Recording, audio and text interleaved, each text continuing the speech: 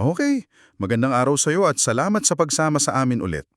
Meron tayong isang napakalaking konsepto na susubukan nating himayin ngayon.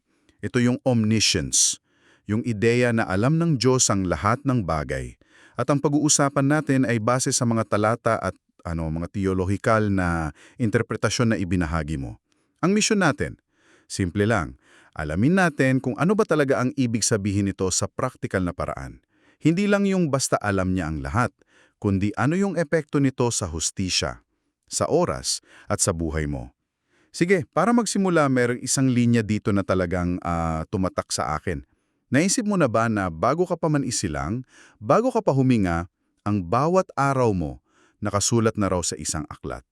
Simulan natin dyan. Yan ang isang napakagandang simula kasi yung konseptong yan kahit madalas nating marinig, pag sinimulan mong himayin, ang dami palang tanong na lumalabas, 'di ba? Yung pagiging all-knowing kasi ng Diyos, hindi lang siya parang isang side feature sa teolohiyang inilahad sa mga source mo. Ito yung pinakapundasyon.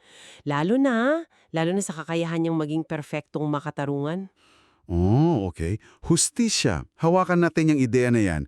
Kasi isa sa mga unang punto na lumabas dito ay yung lawak ng kaalaman niya. At hindi lang ito tungkol sa mga nangyayari dito sa lupa, no? Binanggit pa yung mga salitang Sheol at Abaddon. Kumbaga, lugar ng mga patay, yung pinakamalalim, pinakamadilim na parte ng kabilang buhay. At ang sabi doon, kahit yung mga lugar na yon, bukas at hayag sa paningin niya. Grabe, walang maitatago. At yan yung logical na panimula. Kasi isipin mo, para magkaroon ng perpektong hustisya, kailangan mo ng perpektong impormasyon. Hindi pwedeng may blind spot yung hukom, di ba? Oh. Kung may kahit isang sulok sa buong sansinukob, o kahit isang madilim na isipan, o isang lihim na motibo na hindi niya alam, paano niya masasabi na yung hatol niya ay ganap na tama? Dito pumapasok yung sinasabi na walang kadiliman o anino ng kamatayan na mapagtataguan ng mga gumagawa ng kasamaan. So yung omniscience hindi lang siya katangian, para siyang rekisito para sa katarungan. At ang nakakagulat sa akin ay hindi lang yung malalaking bagay, hindi lang yung madilim na lugar. Bumaba siya hanggang sa pinakamaliit, yung pinakapersonal na detalye. May isang talata sa mga awit na talagang napahinto ako. Sinasabi doon na nabilang na raw ng Diyos yung bawat paggalagala mo at ang bawat luha mo iniipon sa kanyang sisidlan at isinusulat sa kanyang aklat. Bawat luha. Parang nakaka-overwhelm isipin. Sa isang banda, ang gaan sa loob na may nakakapansin sa sakit na nararamdaman mo. Pero sa kabilang banda, parang wala ka talagang privacy.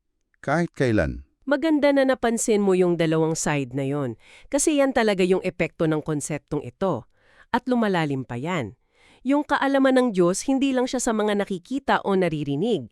Ayon sa mga awit, bago pa man mabuo yung salita sa dila mo, Alam na niya. alam na niya ng buo at dinadala pa tayo sa mas malalim na level. Nakikita raw niya yung mga intensyon, yung mga plano, yung mga saloobin ng puso, na minsan, kahit tayo mismo, hindi nating lubos na nauunawaan, di ba? Oo, tama.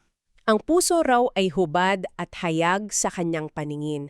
Kaya kapag pinagsama-sama mo lahat yan, gawa, salita, isip, motibo, bawat luha, dun mo lang talaga makikita kung bakit sa sistemang ito, siya lang talaga ang kwalifikadong humatol. Walang pwedeng magsabi na, teka, hindi mo alam ang buong kwento, kasi sa kanya, walang kulang. At diyan na tayo bumabalik dun sa ideya ng aklat. Kasi kung bawat luha nakatala, ano pa kaya ang laman nun? Sa mga awit, may isang talata na talagang nakakapag-isip. Sabi doon, nakita na ng iyong mga mata ang aking di pa nabubuong katawan, at sa iyong aklat ay nakasulat na lahat ang mga araw na itinakda para sa akin nung wala pa kahit isa sa kanila. Dito na talaga ako napapaisip. Kung bago pa ako mabuo, nakasulat na lahat ng araw ko, ibig sabihin ba nito, alam na niya yung bawat desisyon na gagawin ko? Bawat mali? Bawat tagumpay? Ito yung isa sa mga pinakamalalim na misteryo sa teolohiya. At ang paliwanag na inilalatag ng mga source natin ay umiikot sa isang konsepto na mahirap para sa atin, yung relasyon ng Diyos sa oras.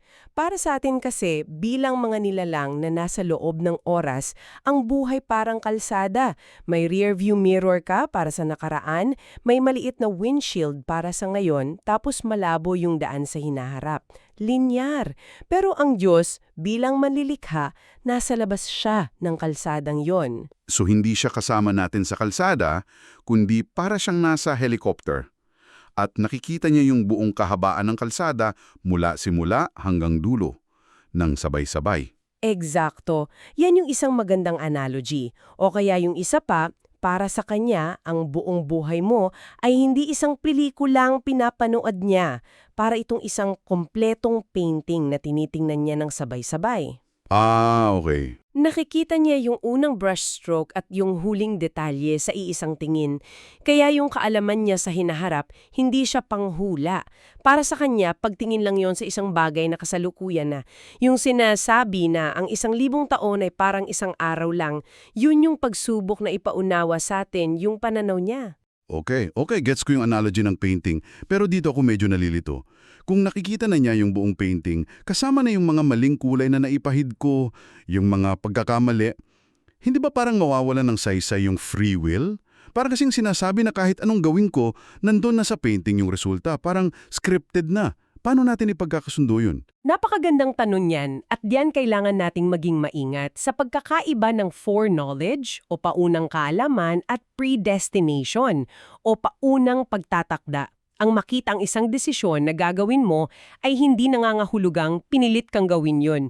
Halimbawa kung kaya kong mag-time travel at makita kang pipiliin ng pula bukas. Oh, Ang kaalaman ko bang yon ang pumilit sa'yo na piliin ng pula? hindi. Hindi. Pinili mo pa rin yun ng malaya.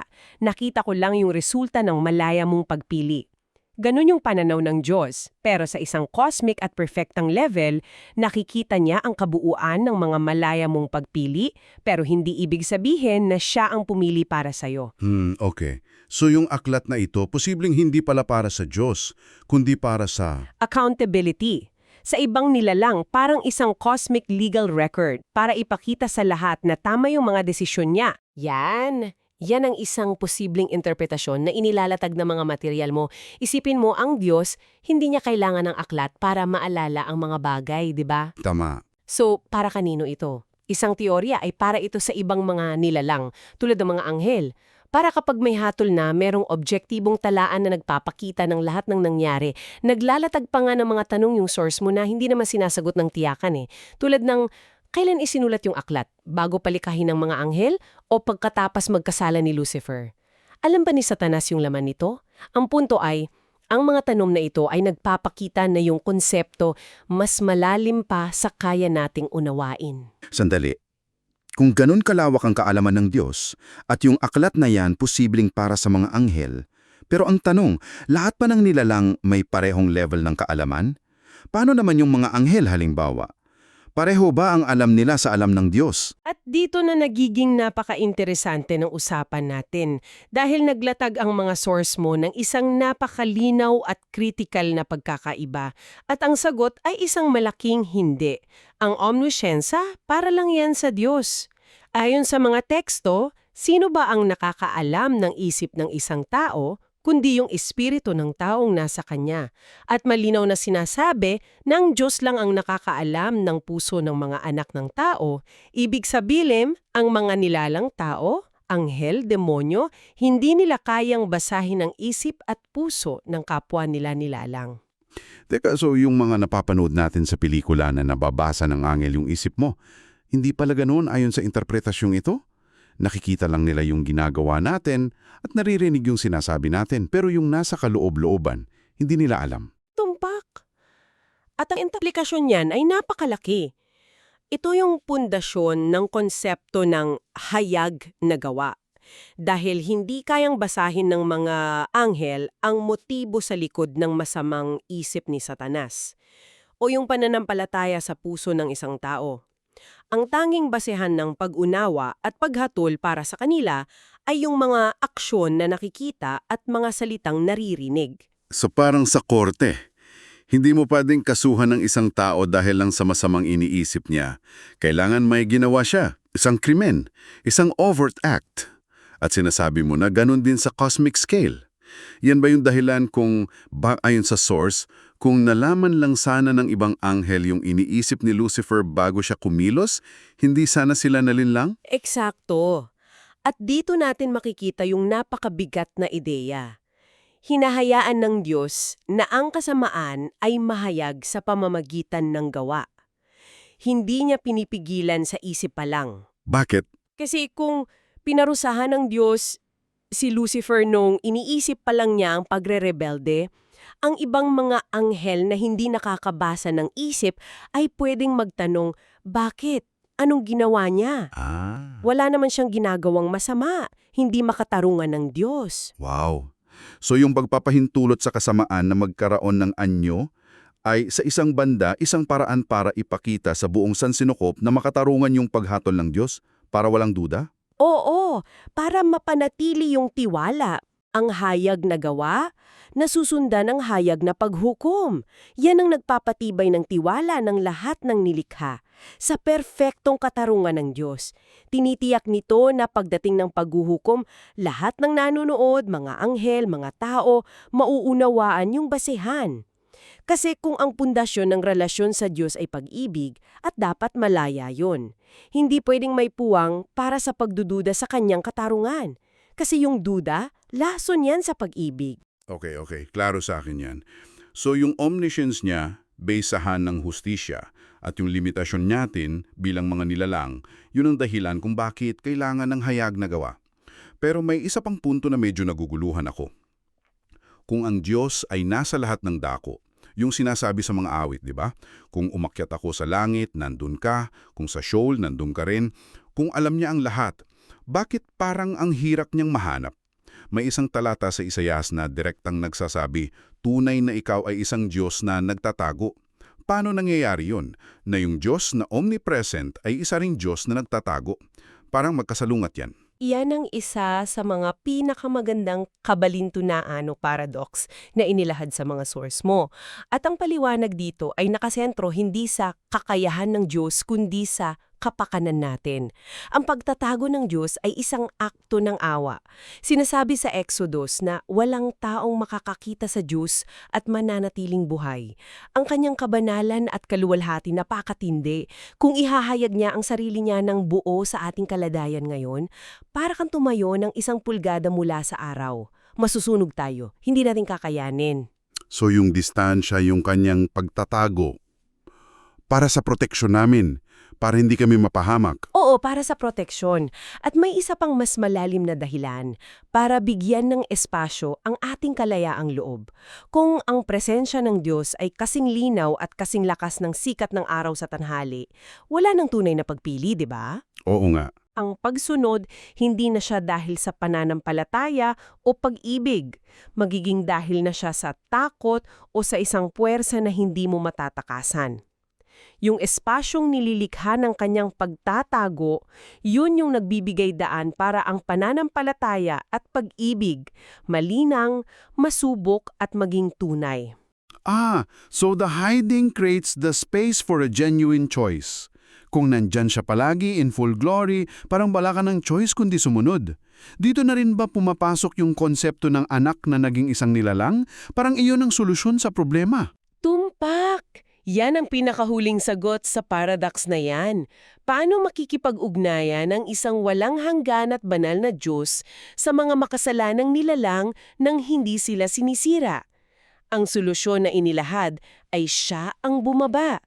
Ang anak ay naging isang nilalang. Sa pamamagitan nito, nakapasok ang Diyos sa loob ng ating limitadong oras at espasyo. Nakipag-ugnayan siya sa paraang kaya nating tanggapin sa antas na hindi natin ikamamatay. Ito ang paraan niya para wasakin ang kasalanan mula sa loob mismo ng sistema. Isang Diyos na hayag sa kanyang pag-ibig habang nananatiling nakatago ang kanyang nakakasilaw na kaluwalhati. Ope. Sige, subukan nating pagdugtungin lahat to. Ang kaalaman ng Diyos, ayon sa pinag-usapan natin, ay ganap at kumpleto. Ito yung pundasyon ng perpektong hustisya niya kasi walang kulang na impormasyon. At yung limitasyon natin bilang mga nilalang na hindi nakakabasa ng isip ng kapwa. Yun pala ang dahilan kung bakit napakahalaga ng ating mga aksyon, ng hayag na gawa. Dahil yun ang ebidensya na nakikita ng buong sansanlikubok. Isang mahusay na pagbubuod. Ang bawat konsepto nakakabit sa isa't isa. Yung omniscience niya, nagbibigay daan sa hustisya. Ang limitadong kaalaman natin, nangangailangan ng sistema ng paghatol base sa gawa. At yung pagtatago niya, isang akto ng awa na nagbibigay daan para sa malayang pagpili, na ang sukdulang pagpapakita ay yung pagiging isa niya sa atin. So para sa iyo na nakikinig, ano ang ibig sabihin ng lahat ng ito? Mula sa pinakamaliit na detalye tulad ng bilang ng buhok mo na alam niya raw, hanggang sa bawat araw ng buhay mo na nakasulat na sa isang aklat bago ka pa man isilang. Lahat yan ay hayag sa kanya, walang lihim, walang aksidente sa kanyang paningin. Bawat luha, bawat pag-aalala, bawat lihim na kabutihan, lahat nakikita at itinatala. At dito tayo maiiwan sa isang mahalagang tanong. Para sa iyong pagninilay, kung ang bawat sandali ng buhay mo mula sa unang hininga hanggang sa huli ay sabay-sabay na umiiral na parang isang kompletong painting sa paningin ng Diyos, paano nito binabago ang pagtingin mo sa kahalagahan ng mga desisyon at mga kulay na ipinipinta mo sa canvas ng iyong buhay sa kasalukuyan?